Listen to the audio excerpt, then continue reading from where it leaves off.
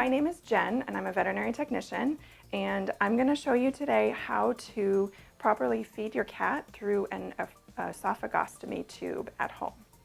There are many reasons why we place an esophagostomy tube for feeding. Usually there's a reason that your cat can't or won't eat, and this may be something that you'll be doing at home for a period of a week to several weeks, depending on the cat's condition.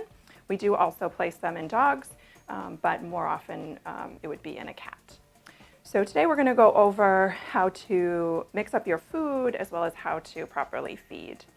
As with any medical procedure, you want to follow the instructions of your veterinarian for the exact recipe of the food, as well as the volume of food that you're going to feed, over how long, but we'll go over this information in a general sense. So before you go and get your cat or your dog for the feeding, I recommend getting all of your supplies ready first so that you don't have to have them sitting there waiting for you. The first step is going to be mixing up your food.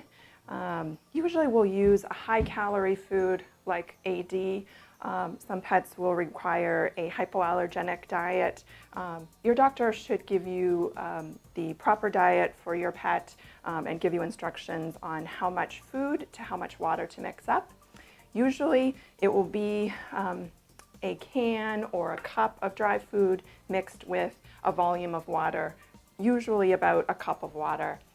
We're then going to put that into a blender and mix it up to a very thin kind of gruel consistency. You can mix up more than one portion of the diet at one time, but you'll want to refrigerate the unused portion. Today, we're going to feed our cat 20 milliliters of this diet. This is a hypoallergenic diet that's been mixed up to the correct consistency. You want it to be thin enough, kind of like a soup, to be able to push it easily through that tube. I've also drawn up 12 milliliters of water. Tap water is fine. And this we're going to use to flush the tube before and after our feeding. You never want to leave food sitting in the tube because it can harden in there and become encrusted, and then you would be unable to feed or flush through the tube. Before we start the feeding, we will flush the tube with water to make sure that it's flushing easily, that it's not clogged, and to make sure that our cat is tolerating the feeding. If you see any coughing or retching as you're flushing, you'd want to stop your feeding immediately and call your veterinarian and have that tube checked to make sure that it hasn't been dislodged and moved to the wrong place. Once we have our food and our water drawn up, we're ready to get our cat. All right, now that we have our kitty and we're ready to feed, we want to check the wrap that's holding the tube in place. We want to make sure that we're able to fit 2 fingers inside that wrap so it's not too tight. We also want to, every day or at least every couple of days, check the insertion site of where that tube is actually going into the side of her neck. So typically that's going to be here on the left side of the neck. There's a small incision with some sutures holding the tube in place. If you gently lift the wrap, you can sort of look at that insertion site, make sure that there's not a lot of discharge there, that it's not red or having any signs of an infection, like a green or yellow discharge or any foul odor. Those could be signs of an infection, and we'd want you to call your veterinarian as soon as you saw that. Once you've ensured that the tube is still in place, the wrap is in a good spot, you can free the tube. In this particular kitty wrap, it has Velcro tabs here that you just lift up and you free your tube. Different hospitals will use a different wrap system. Some of them will have a little gauze there that may be holding it on with a bit of tape. Just undo your tube so that it's free and ready to feed, and then you can begin the process of feeding. Now this particular tube has a couple of different ports on it that will mate with different sizes of syringes. Other hospitals may use a different type of tube. It's common that they will place a red rubber tube that may have an adapter like this attached to it, as well as a little cap. Either of these systems will use the same syringes that we have available here. For the purpose of this demonstration, I'm going to use this Mila kind of feeding tube that has these 2 different adapters. Now when you're ready to feed, you're going to remove this little cap, and before you put any food through the tube, we're going to use our water and flush. Now To get through the full length of the tube, you're going to want to flush with about 5 or 6 milliliters of water. So you're going to attach that to your stopper, and then you're going to depress this plunger. I have filled the syringe with 12 milliliters of water for the ease of flushing before and after the feeding. So I'm going to give it from the 12 down to the 6, and you should feel a small amount of resistance as you flush, but then it should flush smoothly. So we've made sure that she's not coughing, she's comfortable as we're flushing, and it flushed easily. Now we're ready to give our food. So we're going to remove our water. We're going to attach our syringe with our proper diet. And we're going to do the same. We're going to slowly depress this plunger and administer the diet through the tube.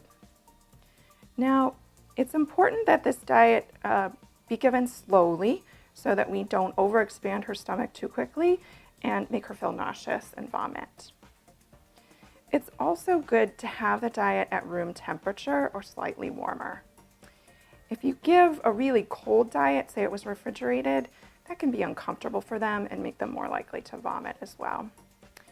There's no set rate for giving the food, but typically we say to give the diet over about 20 minutes. Whatever volume you intend to give the full volume over about 20 minutes. Now, your kitty may not sit for that entire feeding, so you can give a small bolus of, say, 5 milliliters. If you're finding that you're getting some resistance, it could be a little bit of a chunk of the food in the tube. To unclog that, you can sort of suck back on the plunger, pull back on that to dislodge it, and then try pushing again. If it's still not resolving, you can use some water in between the feedings to help flush that through. So we've given our 5 milliliters. So if she needs a break, you could detach the syringe at this point and let her walk around and then come back and give her the additional diet after a few minutes. So because this is giving me a little bit of resistance, I'm going to remove the food syringe and I'm going to actually flush with a little bit of water to help relieve that.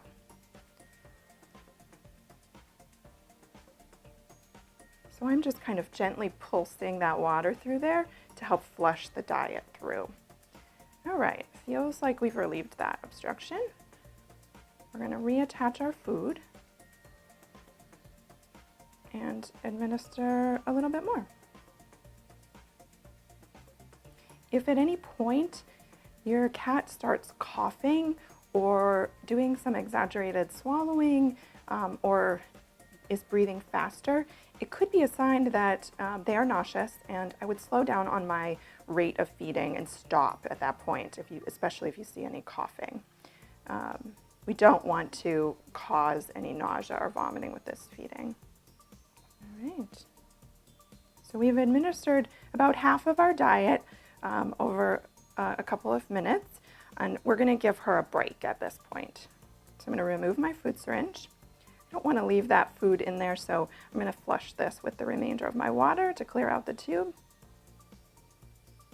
For the purpose of this video, we're going to end the feeding here. However, at home, you would want to give the entire volume as instructed by your veterinarian. Once you're finished with your feeding, you want to reattach it using the Velcro or tape straps that are attached to the bandage, just to keep that out of her way. And she's still comfortable. She was happy through that entire feeding.